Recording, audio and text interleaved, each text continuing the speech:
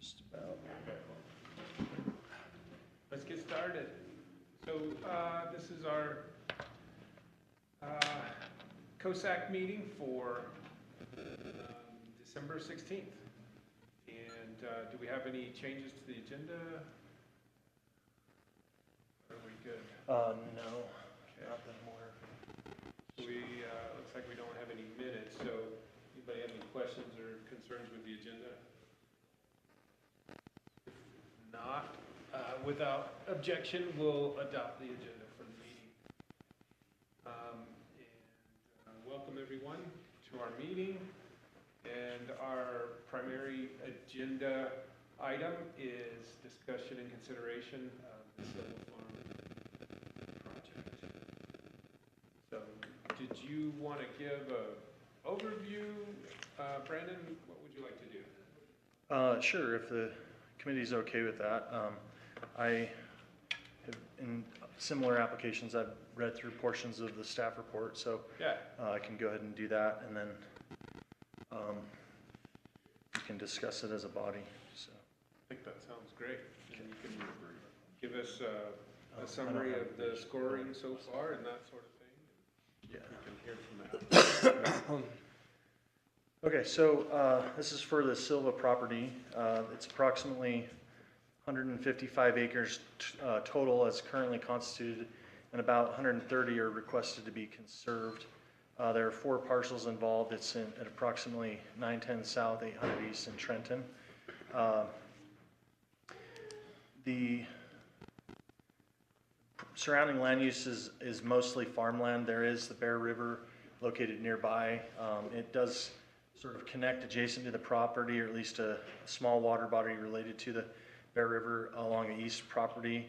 Most of the Bear River is maybe 100 or 200 feet to the east of the eastern edge of this property, but it does sort of connect at one point that would be able to likely provide access. The 5 of the 6 committee members have submitted their scoring for the property. I can give an overview of that in a minute, but I'll go through the criteria as staff. Hey, let me ask real quick. Sure. Connor, are you able to pull up the report? The report. Yeah. The one that I'm reading from, is that? Yeah. Let me see if we can hook my computer up. We might want to refer to some of the maps or something like that at some point. So I'm going to keep reading, and then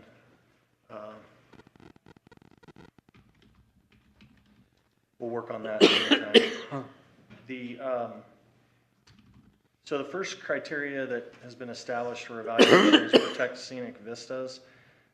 This is not relatively close to any of the major state or local highways in the area, and there are 2 state routes that are ones adjacent to the west and ones about 4,000 feet north of the property. State Route 142, State Route 218 is just to the west, but they have relatively low vehicle traffic counts. One's 600 and the other is 970 per day. The property, the next category is preserving open lands near valley gateways, and the property doesn't fall within the traditional gateways of Wellsville Canyon Valley View Highway, SR 91, or the Utah-Idaho border. The property is about a little over 5 miles from the Idaho border. Maintain agriculture, this is the category where there's probably the most to say. The Utah Department of Agriculture and Food has indicated that as agricultural properties go, this is a very well put together application. Their priority is to conserve properties that will have a substantive impact on food security and maintaining a rural atmosphere, feeding the growing population, and for properties that benefit beyond their own property in these ways, and then also preserving wildlife habitat. As these priorities relate to the property, there is a new pivot that's in place. The property is currently agriculturally productive. The land's been laser leveled, and the soil on the property is designated as prime farmland on the NRCS web soil survey. UDAF further communicated that this property is a great viable example of farm operation. We typically reach out to the mayor of the municipality that property is located in, and which I did with the mayor of Trenton, and that conversation was relatively simple. It was noted in the conversation that culinary water is a big issue for Trenton currently, and so there's extremely limited water for development in Trenton, given and as a result of that, that affects short-term development potential. They're very strict on issuing building permits at this time, and so that has an effect on the development potential in the short term for the entire city, which would include this property. They're issuing 1 to 2 building permits a year, and there is a waiting list. So with regards to, The right property. what's that? I'm not sure, is it? And south a little bit. With regards to the next category of maintaining waterways, there is at least one minor area on the property that is designated as a registered wetland. Wasn't visually observable to myself, but there's also the minor water body to the east that sort of ties into the Bear River. And the applicant has indicated that they're okay with a trail on the property from the north to the south extent of the eastern boundary of the property, and that it could connect at that to that water body which leads to the Bear River. That they would be okay with that, a trail in that area. In the site visit, it was also noted that it would be okay with a trail segment potentially coming through from 800 East. And I don't know, those two comments were made at two separate points in time, so if you want to clarify with the applicant if it'd be either or both or what, you're free to do so. And then the final category, I don't have a lot of information on this, but there was no significant wildlife habitat directly on the property. However, there is wildlife management areas along the Bear River in this area, and the property is not currently located within the wildland urban interface, but the Bear River wildlife management areas would serve as wildlife habitat for a number of species, although nothing's formally shown on this property. So that would also probably tie into the public access as well topic. Staff's not aware of an official trails master plan for Trenton. The county master plan currently shows a rural on-street trail on 800 East, and I've spoken with our trails team lead. He stated that the county's just beginning work on a new trails master plan. He's indicated that he anticipates that the current trail designation is likely to be adjusted to be a separated trail alignment recommended in the future trails master plan. And let's see.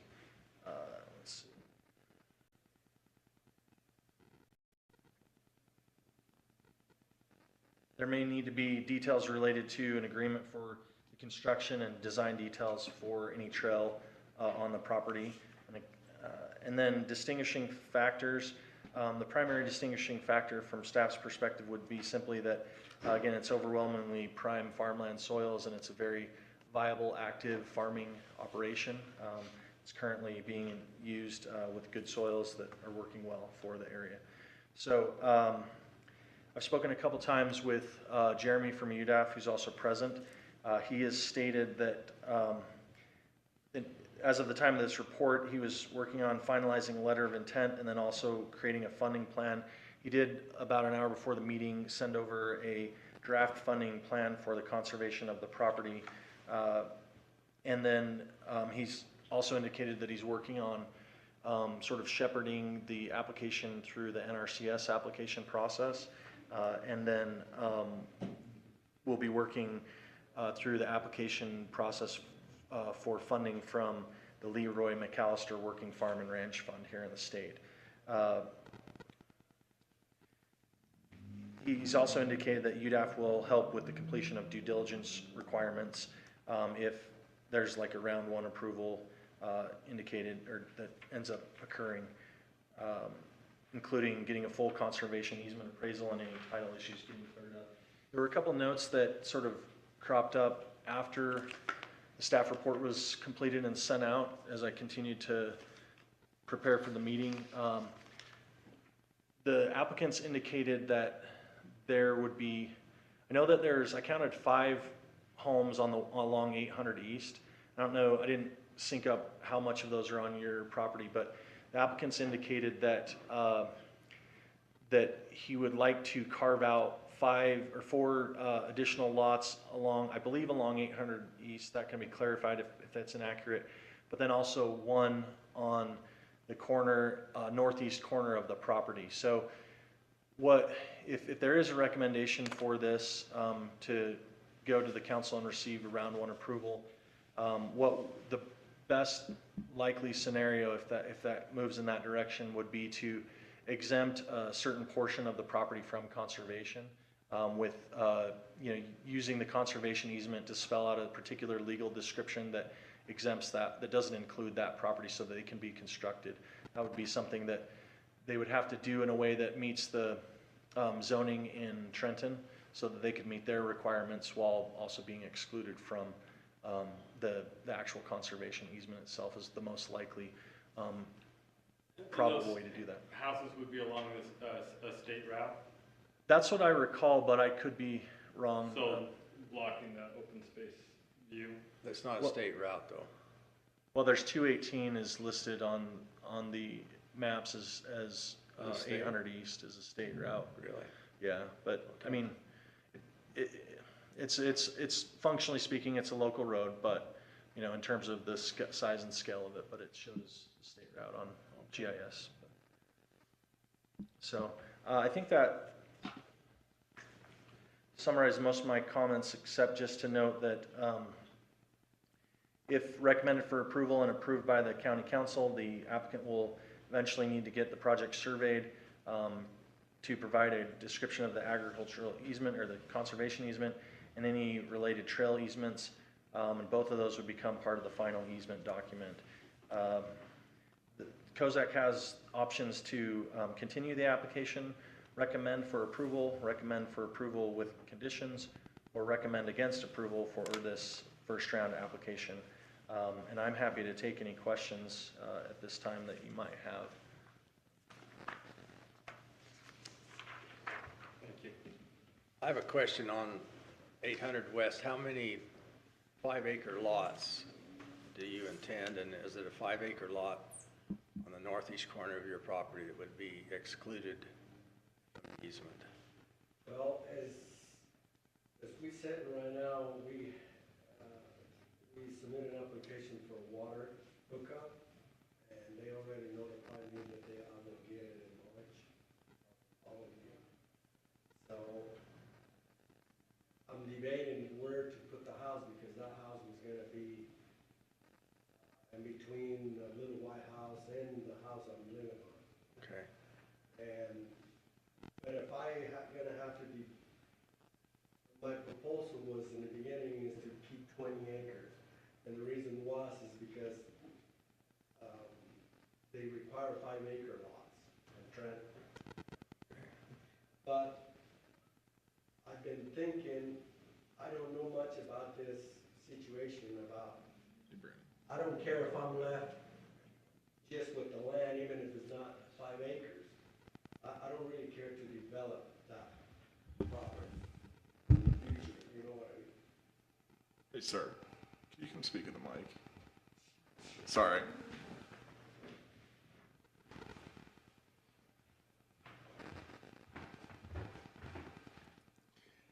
The 20 acres that I'm talking about, it goes right along 800 East.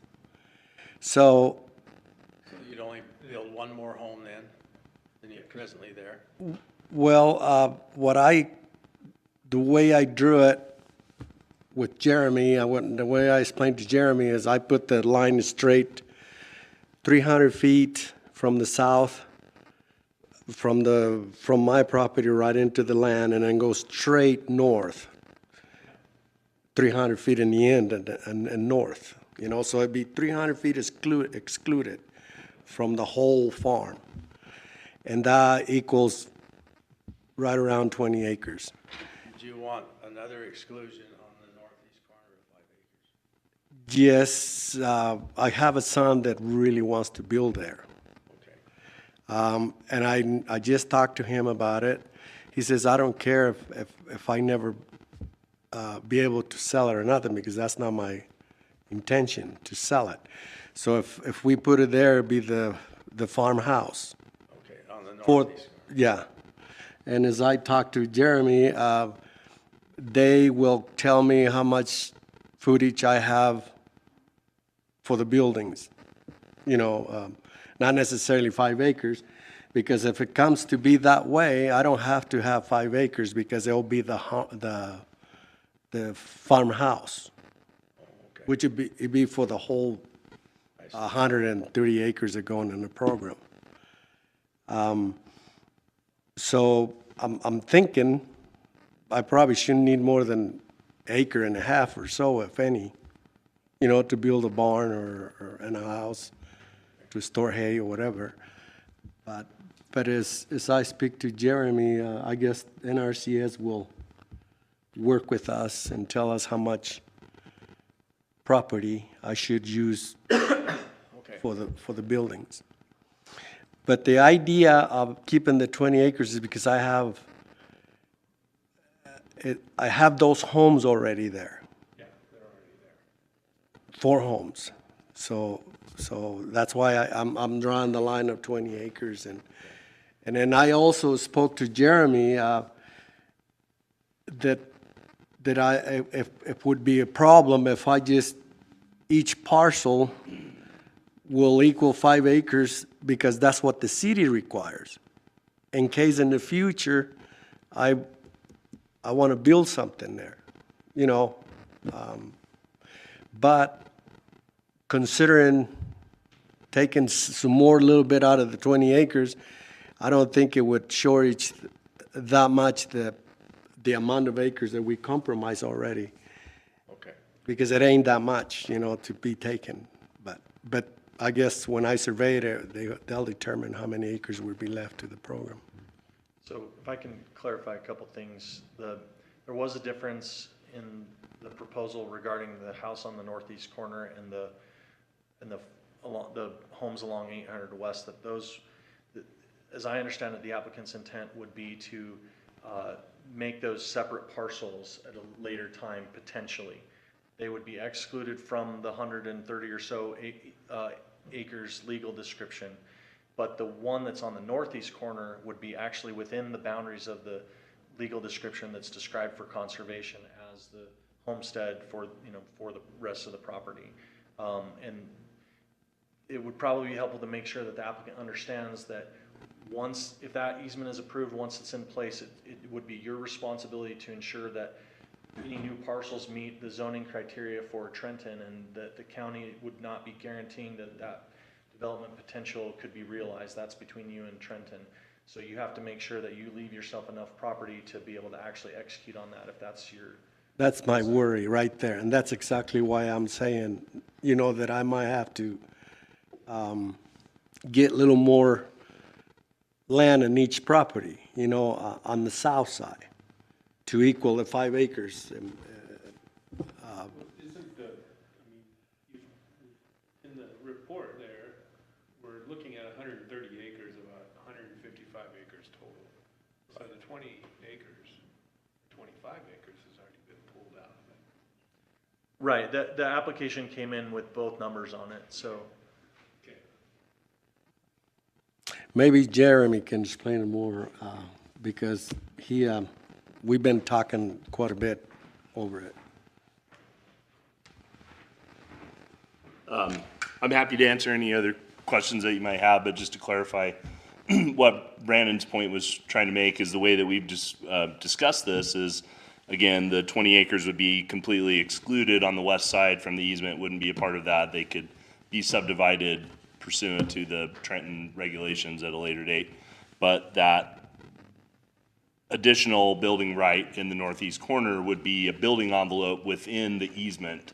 So it would be part of the encumbered property, but it would be a reserved building right that they could exercise in the future to build a property within that envelope, within the easement, but it would still be under the easement, couldn't be subdivided, couldn't be sold off separately, and could, would have to be lived in, under the terms of the easement, so.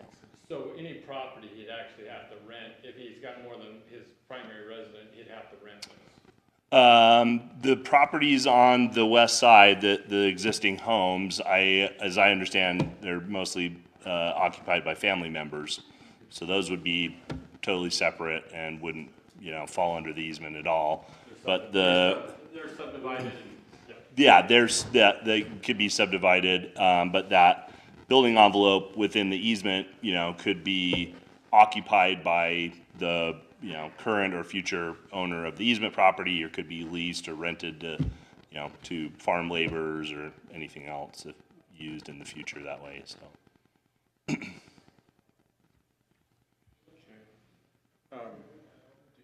guys have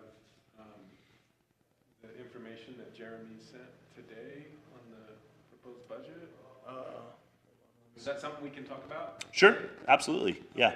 Yeah, we're right in the process of doing the fundraising, so the application to NRCS for their agricultural conservation easement program is this Friday. So we have an application package that we put together, which I'll submit tomorrow. Got everything signed today to submit that. So that would be for 50% of what we estimate to be the value of the easement. Similar to what we did with the Harris application, going for 50% funding from NRCS, and then, around 25% from COSAC, a certain percentage from Lee Ray McAllister, potentially looking at Greenbelt rollback tax funds, and then potentially a landowner donation portion as well. Okay. Do you have numbers? We do, yeah, which I provided with Brandon. I don't know if he can pull those up, or I can share. I've got them on my phone as well. I could. What's that? Yeah. So, I'm gonna, hold on one second. Forward these so you can see them on screen from. I mean, although we love having that information. Yeah. It's not necessarily required in phase one or whatever. It's helpful to see how the pieces fit together, though. Yeah, I mean, it really is. That's always the forefront of people's minds. So, What are we talking about? Yeah. 759,000 is what's mentioned from NRCS. Proposed $379,687.50 from Cache County Open Space Bond. The Lee Ray McAllister Fund is proposed as $151,875, and then a donation on the part of the landowner of $227,812.50, and then there's an unresolved issue on the Greenbelt rollback taxes. The total fundraising target is, sorry, I just lost it. Is $1,290,937.50. I'm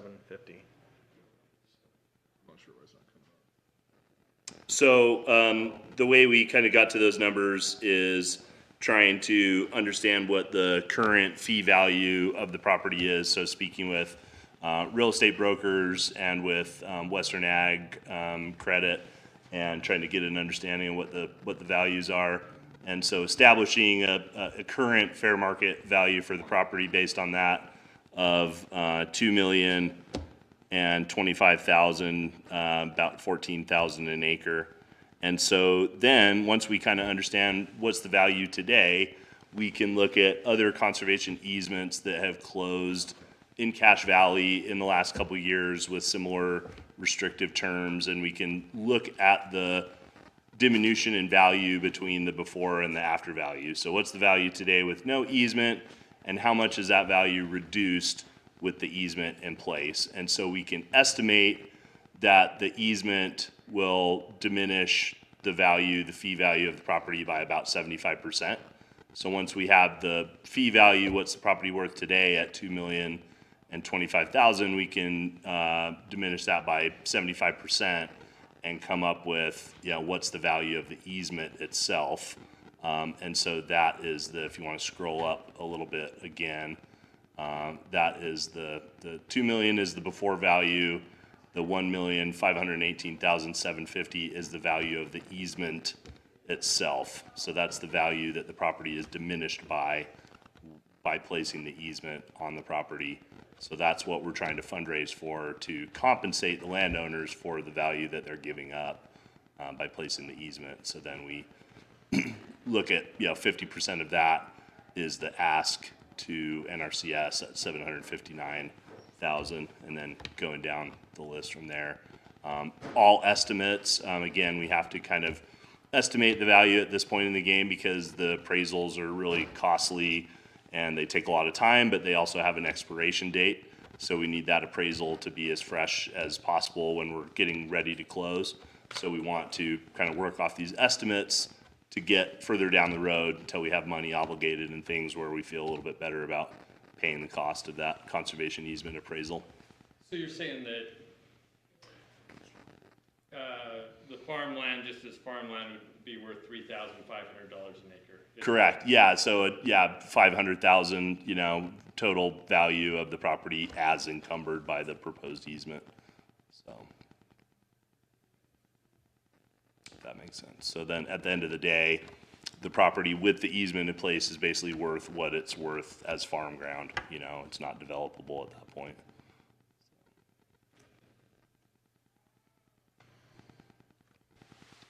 And the reason we have kind of the unresolved with the Greenbelt rollback taxes is because this bill was passed in 2022, but from our conversations, most of the counties are not doing this accounting yet. They're not setting the money aside. We don't really know how much is there, and there's not really yet a mechanism in place for us to, request or try to go after those funds, but it's something we're actively trying to develop, and so if we could work on that pathway, then we might be able to pull some of that funding as well, but not really sure how much is even available, so. So kind of the timeline, Jeremy, you're submitting for NRCS. When will you hear back on? We should hear back by January on the NRCS application. They're gonna turn those around pretty quickly. But then it starts, once we have that funding obligated, then we have to start with the due diligence and all the other stuff. And Lee Ray McAllister is gonna open up in, probably June of next year, go through that funding cycle as well. And so, from this point in the game, we're probably, 2 years out from closing on the easement, so. Yeah, but, and you explained it, I was specifically asking sort of about the timeline of those. Oh, yes. Applications, Uh-huh. when we might hear about those. Yeah. Funding. Yeah, NRCS we should hear in January, I would think, and that's gonna be the bulk of the funding. So if we get that money obligated, that's a really good sign that we'll be moving forward, so. Yeah. Other questions for Jeremy? From staff, I imagine you're gonna share the scoring. Oh, yeah. Do we go to that yet, or you? I think we sure can. Anything else you wanted to? Just from our perspective, obviously, our program, we have different goals than COSAC, obviously, but we're really interested in the agricultural viability of the property. It's 100% prime soils. We feel like it's a productive, I think Reagan, you made the comment, it's probably one of the nicest farms in the Trenton area last time. I feel the same way when I went up there to visit it. You could see, how much effort they'd put into really optimizing every aspect of it with having everything leveled, the new pivot for water delivery, and I think Adolfo is really smart in the way he runs it of, contracting out for different crops and things as the market is there for that, and really trying to, supply what's needed and what's desired in the community. So those are the kind of things we look at from UDAF perspective. Obviously, you guys have a different lens to look at this through, but from our perspective, this is a great project for UDAF and for Lee Ray McAllister. You know, putting the projected fundraising and stuff up there is not in any way a commitment from Lee Ray McAllister, because it's, you know, it's run by an independent board. But we can take these projects to them as applications, but they have to go through the same ranking and criteria as everything else, so. And I would say the same thing for the committee too, right? We're not at this stage of the game, we're not committing to a dollar. Exactly, yep, everything on that is, Recommendation to the council to move to that next phase where we can begin to evaluate those kinds of details. that's right. Thanks. Thank you for coming.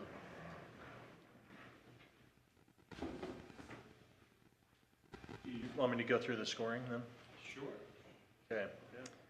So for, what I'm gonna do is, just give you an average of the responses for each category. There were 5 responses, on the form, on the Google form, and the first category is Protect Scenic Vistas. The average score there was 4. On the next topic of preserving open lands near valley gateways, it scored 2.6. Probably the highlight of the scoring was, not surprisingly, maintains agriculture. It scored 14.6 there. And then maintaining waterways, it scored 4.2 average. Maintaining wildlife habitat, I believe that's 4.8. Yeah. And then allowing public access. Sorry, it's a little hard to do horizontal and vertical at the same time. 7.2. And then distinguishing factors is 5.2 average. What's that total? Oh, sorry, I didn't pull that up. You just run a line across and then show it at the bottom, that'd be good enough. Yeah, need to pull it down here to do it, so it'll just take me a minute. Actually, it's probably gonna, just one second.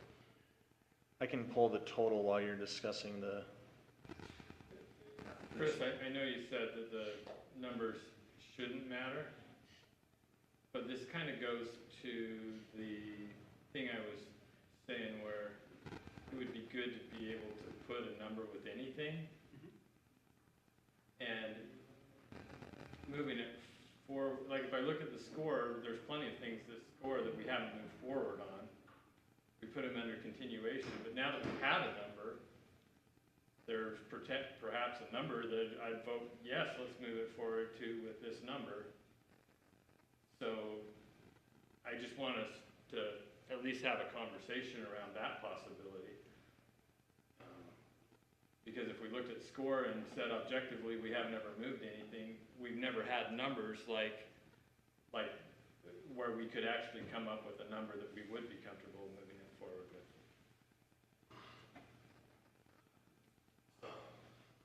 So I'm getting a total of 42.6. And that number matches several of ours that we've not moved forward with.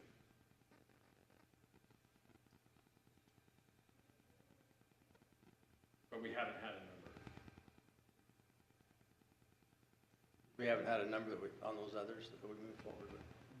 Or did we have a number? We didn't. Here I'm saying it's a low score, but this is a low score. Yes. At the same time, we have a budget presented. Yes. And rather than, like, with what Brent brought up to me that he had wanted me to share and with how I feel, and the score, that would be not a go forward. But Brent brought up with me, and I feel the same way, that if there is a number that I would present, there'd be a small amount of our overall budget to go forward with in a go forward scenario. It wouldn't be 25% of this, Right. but it would be a number. And that would give the applicant a chance to go forward with that number if they so choose. And it would be a better ratio for our money going forward. In other words, if you did an 8-to-1 you know, UDAS brought up with Lily Ray McAllister, how far their money goes. Well, if our money goes really far, then I'm okay doing something like this. If it doesn't go that far, and we tie it up, and we don't have something that we don't have money when it comes down to the things that score higher, then I feel bad about that. But if this is something that we could propose, especially given the work that's been done and we actually know numbers, that's an easier one to put a number to. Well, our scoring system, as we come up with, really, because of some of the different things we're looking for, penalizes this piece of ground for vista and roads and wildlife habitat some.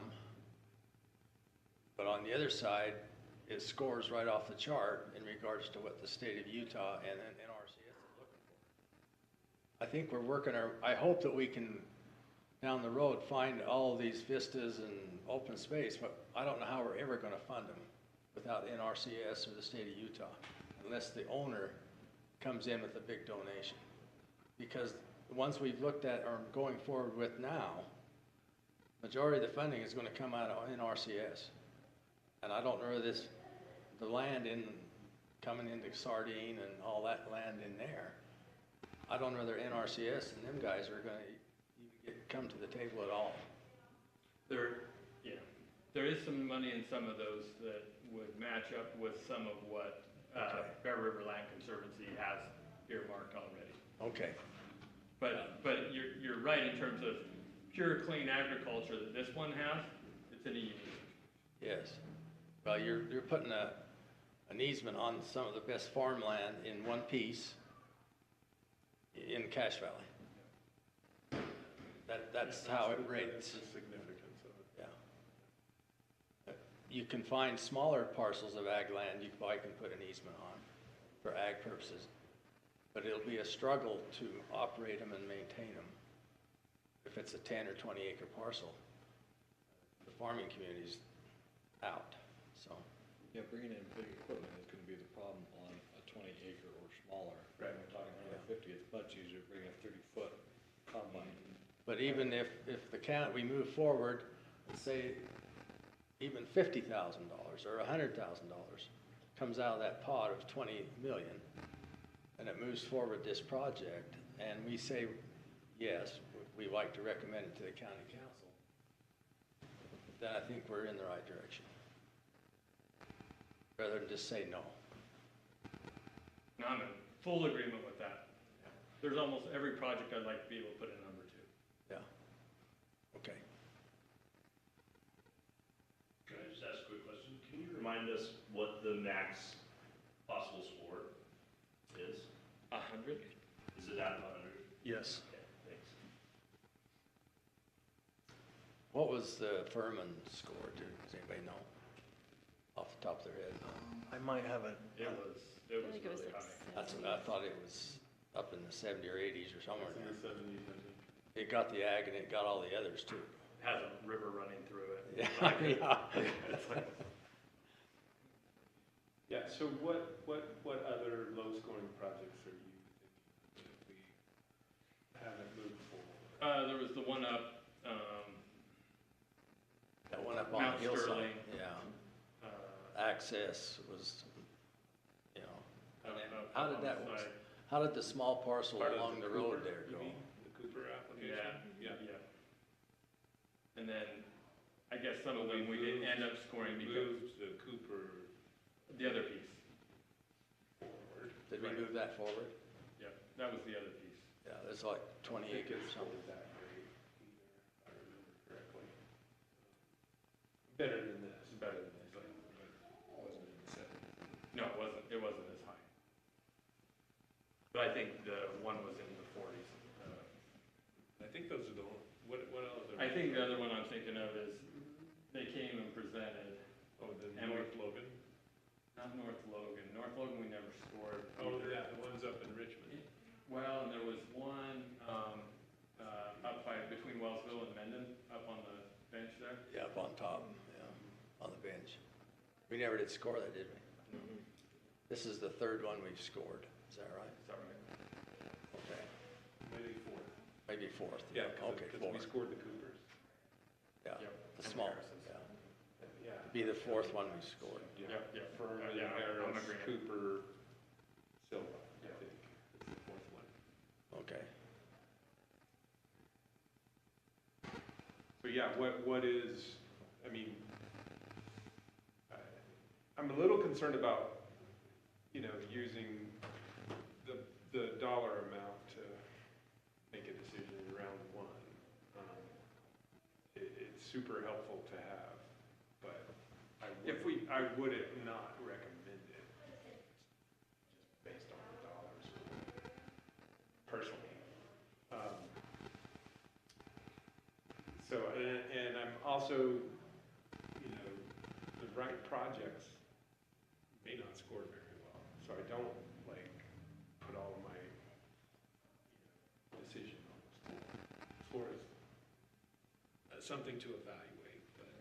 You could get Because somebody, there's so few projects, I think, that are gonna hit all six Oh, categories. I totally, Really I well. totally agree on that, but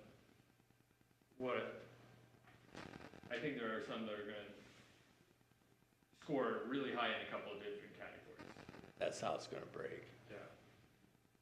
What we've looked at on the map, they should score both well on agriculture and on the Vista and the, Yeah, okay. what I like on this and what I like about the money side is I'd love to say, hey, we'll do 10% of that value. And whereas I worry about the project otherwise for other things, I think it's a great project in that type of a realm. Is it a place, I mean, Trenton's telling us they're not gonna, they can develop it right now anyway. I hate to jump on those projects when there's projects that are a little more at risk. But at the I same know, time, I know the mayor, so that's tongue in cheek. You know, there's things coming that could change that in the next 2 or 3 years. We got a water project in the mill with the Cache Water Board. Drastically change Trenton's water. And Nancy, we've been granted the grant and the studies in process. I know he's looking back, and they've used that as a weapon to slow development, the water thing, and it isn't an issue. But I just hate to see something like this come off because it's not going to be developed.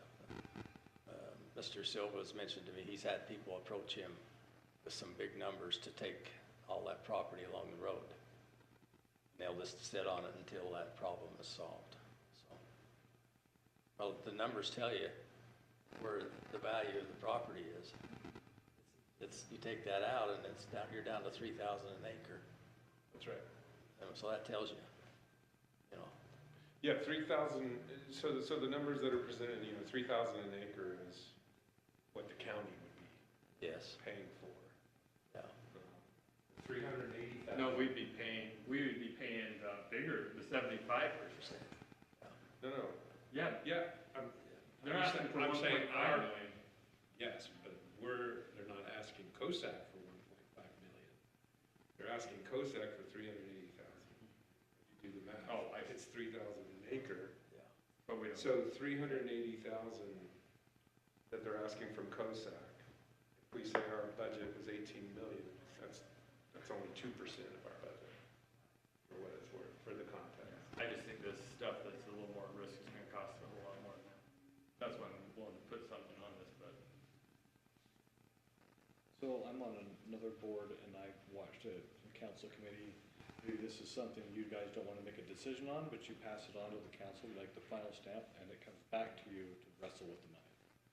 Well, that's kind of what I was getting at, is, we have a two-stage process, it's phase one, phase two. Yeah. If this is gonna be a problem, I'm just gonna tell people, don't give us any budget numbers in phase one, ever.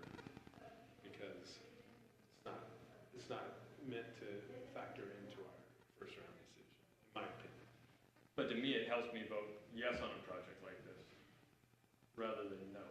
Right. Budget gives us some It's okay idea. to vote no. Yeah, but I'd rather vote yes. Right, but if, I mean, we haven't heard from Kendra, so I don't know how she's feeling. So I'd like to hear from Kendra. I agree. I don't know if it's fair if we're considering it based on the dollar value in the first round, because we didn't do that for anyone else. So, and we've already turned down one property that scores higher, and I would also point out that everything we've given money to so far is agriculture. It's a little lopsided. Well, the reason is because of the opportunity of the NRCS coming in and the state to fund it. Sure. That's why it's working. Yeah. But if that's what we're gonna do, then we need to tell people that if your property is wildlife focused, don't bother applying. And that's the flip Well, we side just to have it. to, the county has to put more money in instead of NRCS. True. You'll be funding 50% instead of. There are other NRCS pockets. Okay. The Bear River Land Conservancy number that they got were for watershed with primarily forest land on it. Okay. So that's a different, that would look very, very different from this Yes, piece of okay. property. All right. And that's money that they've already got in there, like, they're trying to match land up that matches. Yeah. If the NRCS is not funding this, it won't happen. Right. Flat out. On the farms that we've looked at, if NRCS, the three that we've got in the hopper, if NRC comes back and says no go, they're out. They'll develop it, farm it, whatever. And we can push it along to get to that point. So, So if I hear you correct, Kendra,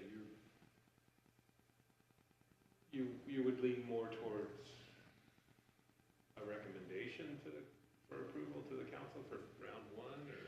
Well, I think that whatever we're gonna do, we have to just ignore the dollar value right now.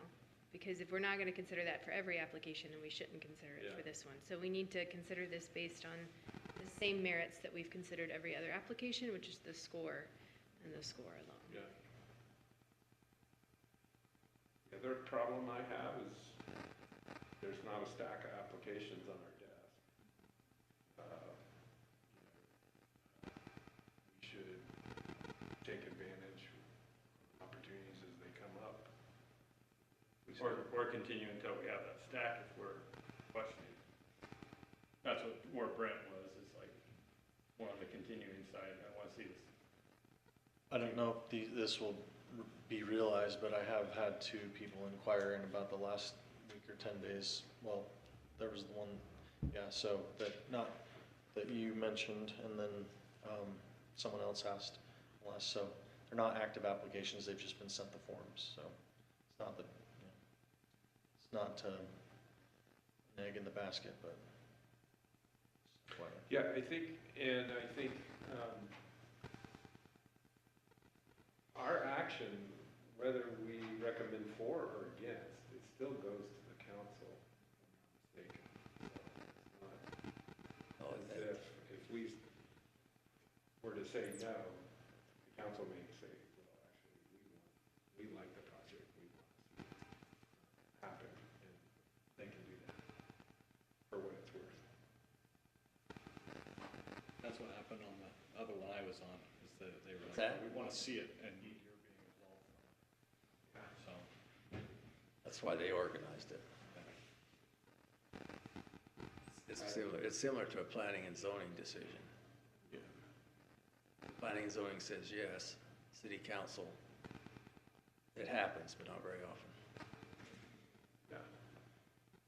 Yeah. Any other questions or comments on the Silva application? I think what would make the most sense is, if someone is interested, they can make a motion, we can get a second, and we can vote on it, depending on what the motion is. I would like to throw out whether, and maybe we can throw this out completely. I totally understand where Kendra's coming from on, like, look, we didn't have the numbers. We have the numbers. That's why I scored it better not the numbers, but the fact that UDAF is here and working with it. That's why I scored it higher in the other category, because they're working with it. This is an NRCS potentially funded. We happen to know that.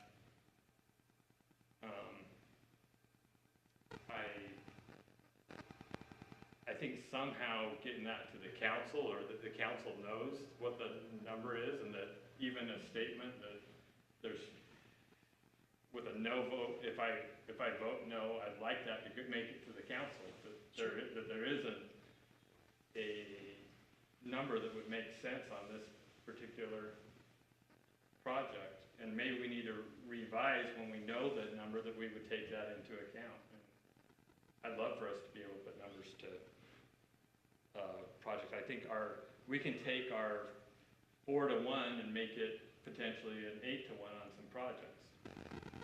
And that was the hope when we were running to build this, or the bond to start with, is that we could get better than a 4-to-1 ratio. Well, yeah, anybody would love to get better than a 4-to-1 ratio, but we're, you know. What is a an 4-to-1 what is an ratio 8 to pretty 1? darn good. What's the number at 8 to 1? Well, look, Leroy and McAllister is getting away, they're more in the. What, 20 to 100 to Yeah, 1? they're really going a lot further, but we're expected to be, that's not okay with us. I mean, I think that should be okay with us, that if we did 10% of a project like that, that should be okay. Yeah. I see what you're saying. Well, I really believe, as I've talked to the agricultural community and half a dozen that haven't applied, their commitment to raise their contribution of donorship, rather than to throw it away, they would come in. In other words, we say we can only go 10. I think the owner is going to be the key. Are they willing to donate less or more? Yeah. And I just visited with my accountant today. He's just doing a couple of agriculture easements on the Idaho side. Has nothing to do, it's just NRCS deal. And he said, those that have gone through, it's the landowner wants it to happen. And so they raise their part. And that becomes a donation on their tax return, and the grant money becomes a capital gain. And it works for them. Offsets. Yes. It offsets that cap gain. Yes. It offsets the cap. Everyone who does this is going to talk to, they've got to go through the tax situation. Because it's unique on Yes, everybody. it's very, and he said, plan on an audit because it's so unique. He says it just, because of the grant and the donation, and when you start donating that kind of money and they're writing it on your tax return, it's a big red flag. So all at once, So just a thought, I'd like to go to 20 to 1 because I want to see this open space preserved. And I think we have a potential. The Furman was so unique in value that well, you've seen the county council, they went above what we thought. Yeah. But some of these others, they could say, we'll cut that in half and go for it, guys. Just a thought on it.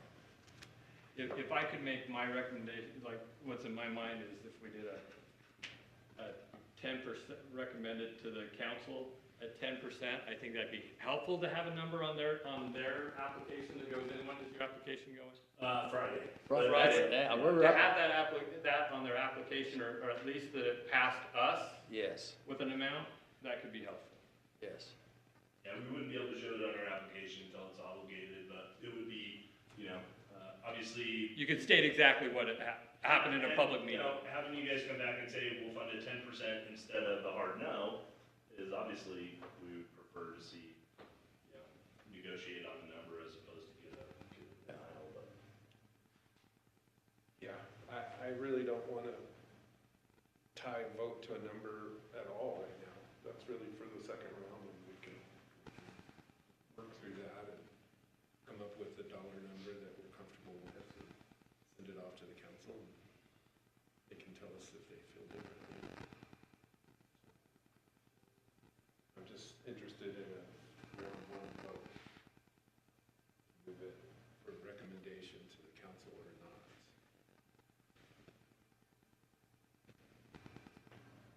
So does somebody want to make a motion? I'll make a motion that we accept the Silva application to forward it to Cache County Council. So it's a recommendation to the Cache County Council to approve the round one application for the Silva Farm. Yes. Okay, so we have a motion. Do we have a second? Want to make a second?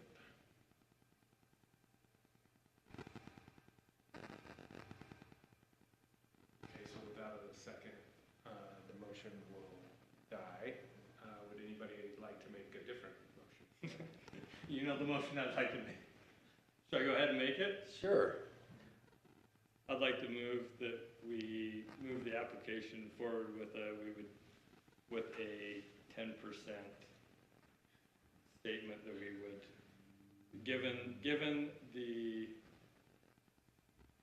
given the, where UDAF is on the project and that there's applications going forward, I'd move that we would recommend this application at 10% of the budgeted number. I second it. Okay, so we have a motion, a second. Is there any discussion? All those in favor say aye. Aye. Any opposed? No. No, I had a question, sorry, but it's okay. What's your vote? No, my question was just on the motion. You're saying 10% of the budgeted amount, as in what they've said now, or what's Yeah. coming in the future?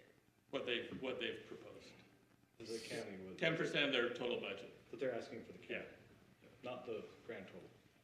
So it's, Okay. so it's 10%. $151,000 what it is. Even if the later number comes in lower, we would still give them 150? I'd probably say 10% of the budget, of what it comes in at. Okay. I was just wondering if it's the current number. Maximum actually. COSAC donation of 10%, I think is what he said. Okay. Yep. Okay. It was just, when you use the word budgeted, I didn't know what that. Okay. So 10% instead of the 25% that was. So would you like to vote on that? Yay Round or- one, I will say yay for now. There's Okay. still a round two.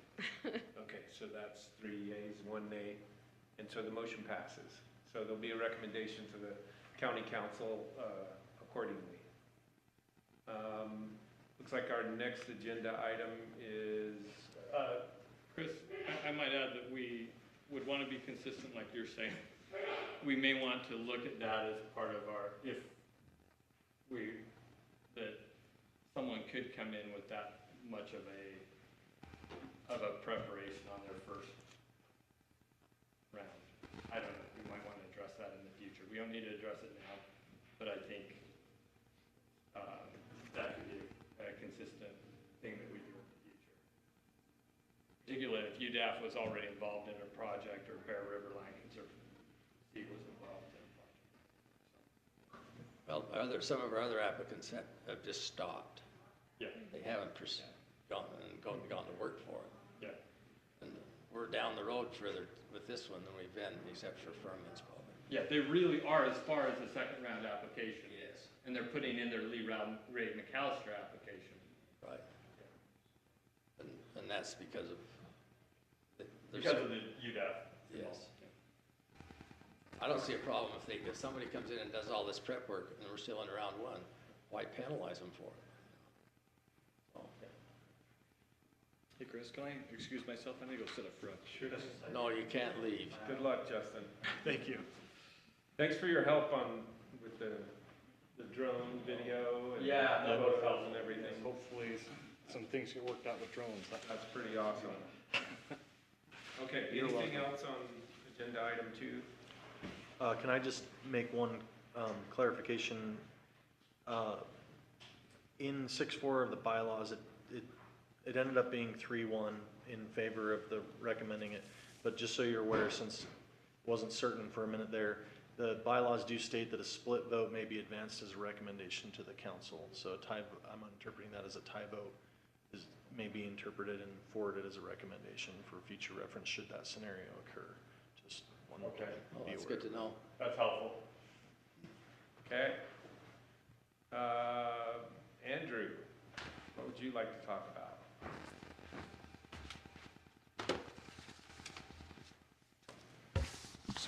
Good afternoon. I was just asked to kind of come give a little brief, I guess, a reminder, I guess, if you will, of some of the bylaw provisions, particularly Article 8, when it comes to ex parte communications. And in the bylaws in Article 8, it talks about the standards for those conversations, and it says they apply to any communication on cases that are under review. And it's defined, those types of communications are defined as oral or written. Thank you. Off-the-record communication made to or by committee members or committee decision-making personnel without notice to parties that is directed to the merits or outcome of an on-the-record proceeding. So essentially, if we have somebody that submitted an application, it's being in consideration or anything of that matter, there shouldn't be anything off the record that communications that happen with that applicant, if that makes sense. With the applicant? Yes. Okay. So especially if it has anything that deals with the outcome or merits of whatever's going on with the proceeding, right? You just want everything to be open and clear so there's no side deals, basically, if that makes sense. So if that does happen at any instance, just tell that person to stop, document it, tell the secretary, and kind of go from there. Can I ask a question about that? Please. So, for us that didn't go on site on Silva, if we wanted to coordinate a site visit with Silva, that probably wouldn't be appropriate. Because Silva's already an application ongoing, everything would have to be part of the record. If you want to do something individual, then yes, I would say not do that, because it would have to be in an open forum, if that makes sense. Okay. Yeah, so you just don't want to have any communications that are between you and the applicant that deal with the merit of that proceeding. So I don't know if that answered the question or not, so. Really, do okay, can you take me through your property because I didn't make it the first time? Is that the way we're understanding? Probably to err on the I would be, when it comes to these, yeah, typically when it comes to, I mean, could this lead to potential ethical issues or concerns like that? I'd typically say err on the side of caution, don't do that. Again, I don't pretend to know the full scope of, like, it sounds like there's some drone, I didn't view everything when it comes to this particular application personally, right? It sounds like there's some drone video footage, so maybe there's other ways like that to kind of get spun up to speed, if that makes sense, if we're able to actually make it. Or ask further questions in an open meeting like this. I know it's not as good as going to and seeing the site itself in person, right? But I would say, unless you coordinate any sort of second site visit and do it as you normally would the first go around, just keep it all above board, if that makes sense. That would be my thoughts and my recommendation. Does that answer the question? No, answer. Okay. Can't have a site visit then. Separate from, you can't have any conversations with the applicant that is not in, once it's been applied, when someone has submitted an application, there shouldn't be any off-the-record communications with that person. Could we, like, what if there was 3 of us that didn't make it and we went together and you provided a mic and we recorded the conversation? So we could, I mean, that basically turned into a second site visit, and the noticing requirement's pretty low for this, so we just need probably to notice it and do a second site visit. I think that'd be the best way to handle it, but, you know, so that, I mean, that's essentially what it would become at that point. But I would. If you call for a site visit and you come with us, you got a majority of the quorum, can we do that? If you have a quorum, I mean, it's automatically it's gonna be a public meeting anyway, if you have a quorum. Okay. So, but I think Eric's saying if there's less than a quorum, can you still do a site visit? And the answer is yes, but it probably just need to be a public meeting. And really, Just notice it up like you're saying, I think it'd be fine. As long as we notice. you can, like, We'd want to record it. yes, if it's a public meeting, then we need to record it. And so we get a recorder from you or whatever, if that's the case. Yeah, I mean, I think that I would probably go with you in that case, but, I I mean, just know how tight your time is. yeah, and I appreciate that.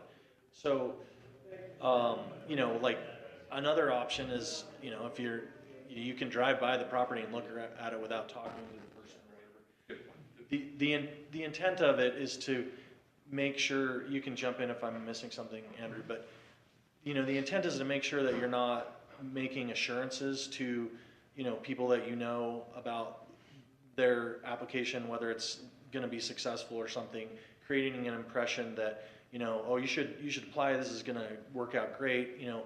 And one of the main issues here is the fact that there's a consideration for commitment of public funds, right, on these. And so you just have to be careful that you're not creating outside of a public meeting or providing an assurance to someone that their application will work out, you know, or be approved, is the main thing, because, and that also ties into state public law about like gifts, relating to public positions. You have to, like, there's a $49 limit for gifts, and it's very important that the gifts are not in any way connected to an assurance that an application will be successful. Even if you don't have the authority to that, you're still not able to provide those assurances. So the point is that, like, when you go through a public meeting, the official,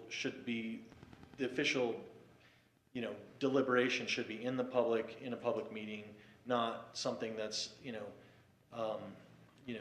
where there's other comments provided assurances outside of the meeting is the point. So someone comes and they just are taught, they know where I'm on that committee. Yeah. They ask and they say how it would look, and I said, well, it would probably score well. Yeah. Based on your property. Is that? I would personally avoid it. Applied or not? Yeah. I was gonna say, if someone has applied or not, like I said, then you can tell someone that COSAC's a thing. You can say you kind of explain what the process is and kind of what you do or whatever. But I would be hesitant on saying, hey, making any promises or assurance on like, hey, you do well, not do well. You can tell someone, hey, consider applying if you want. It's a thing. Here's some of the criteria, whatever. But like I said, I just won't make any assurances or guarantees, if that makes sense. My method with the Selva property was, I can't remember his first name. I just kept telling Adolfo, you go to the staff and discuss it. You know, I give it, you know, I says, the way to learn what's going on, how you're gonna score and everything else. And you've seen today, he went to the NRCS guy, and that's how that worked. Mm-hmm. If I give him advice, I'm wrong, because I don't know the numbers. I don't know, you know, but we're gonna be approached. Yeah, and if you're approached, it's fine, right? Especially if they haven't, and then just like, yeah, it's COSAC's a Once the thing. application goes in, then Just don't have any one-on-one conversations, especially about the application once the application's in. Well, basically what it comes down to, don't tell them where, you know, or make any assurance or anything like that. Yeah, I think the main point that from my side is whether it's due to the COSAC bylaws or the state law regarding gifts and not making assurances, you know, like, the main thing that I see you wanting to avoid is any assurance of how the project will score or do or whatever. You know, there's nothing wrong with saying, you know, you're welcome to apply, or, you know, like, feel free to go ahead and apply, something like that. But if you're venturing into territory where you're like, this project is, you know, really gonna do well, and I'm very confident it would, you know, get approval, or, you know, wink wink, so to speak, then that's problematic. And the intent of the conversation is to protect you as a committee, number one, and then also public perception as well. You know, because there's a commission of public funds, making sure that it both meets the letter of the law as well as meets public perception with regards to applications, so. That was basically it. So I don't know if that brings up more questions or if you have any other questions that come to mind, happy to dive into it, but nothing too crazy. I'm not necessarily worried about anything that's happened or not. Just putting this out as a general reminder, if that makes sense. So I'm glad you came. That's great. so, no, I'm happy to. We're around. Cool. Thank you. Appreciate it. Yep. Okay. Any Anything else, committee members? Chat about? It's not on the agenda here. I'll just say I did meet with GIS, and we'll have that on the agenda next time for those properties, the sizes. Good. It does reduce the list greatly to combine landowners. Yes. And it should be much more of a simple process. And Kerry was really good to work with, so I think that'll be. And do you think also, like with example letter or something like that, we want to send? Yeah. Okay. That sounds really good. Do we have other items for next agenda, just so we have those out there? Or would that be the main agenda? I don't have anything. Brendan? I don't have anything that's come up, so. But, yeah, most of my- Anybody wanted a preliminary meeting from the people that reached out to you? No, I just sent them applications, and one was just last week, middle of last week or so, I don't think that they will be submitting an application soon. I don't know whether they will or not at all, but they just said they wanted to look over, I provided them a copy of the ordinance, regarding Kozak, and then also I can't remember, there's one other piece of information, it might have been the evaluation criteria. So I just emailed them to that to them, and then provide an application to someone else. And the preliminary, preliminary discussion is something that we had on the front end of our steps, so if they. Oh, okay. Yeah, and I'm happy to have that with them. I like the fact that they get the application in hand before they request that, but. Yeah. This is a preliminary discussion with staff or with Kozak? COSAC, Okay. that's what we have on there's a chart that we have mapped out, am I right? Yeah. Yeah, I Yeah, saw it the other day. The I think. applicant can request a Okay. preliminary meeting, and some have done that without ever applying. Yeah, we've done that 2 or 3 times, right? Yeah, There's the Logan property, the yeah. one up in Wellsville, Linden.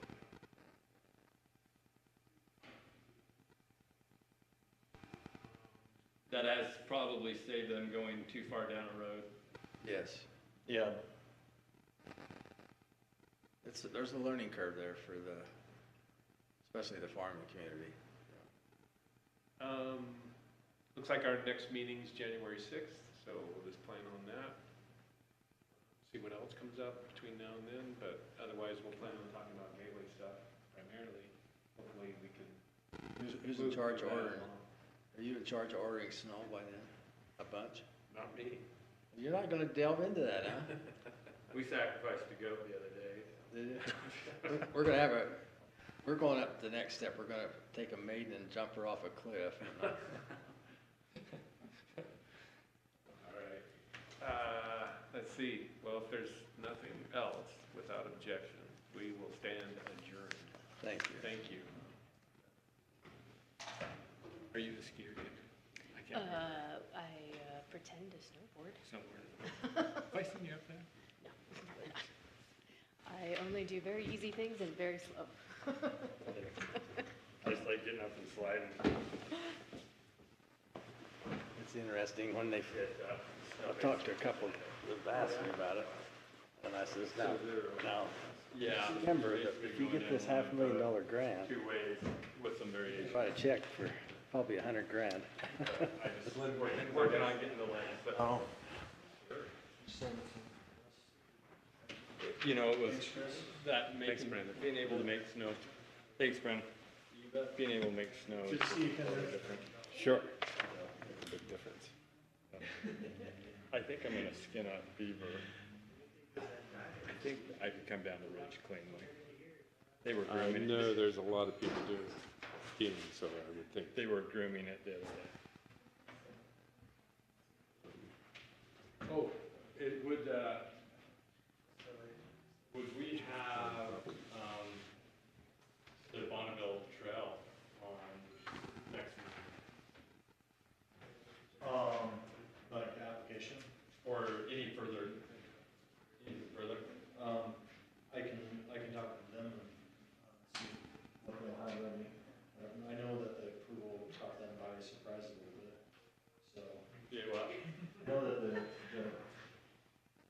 got a grant from the state and got the nice price, so they're trying to catch up with that.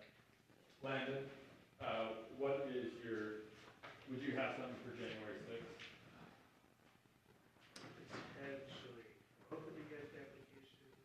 Hey, Jeff Bolingbrook says hello.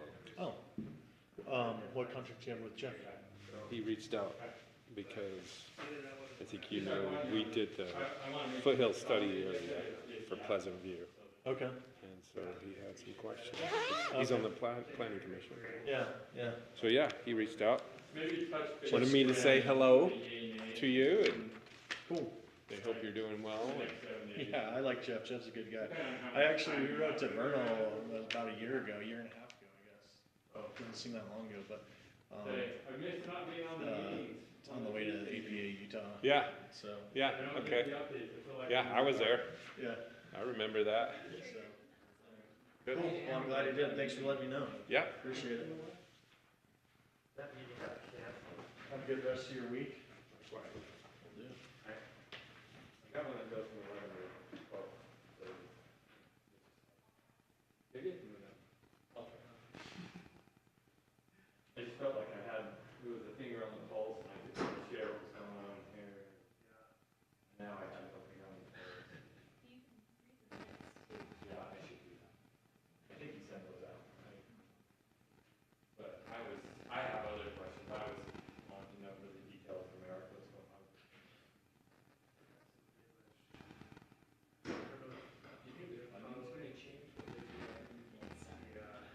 It's already changed. They can't hire Any part-time, any seasonal, They right? can't hire any seasonal, they can't make any new hires. So there's full-time staff they have is what they're gonna have at least for the next year.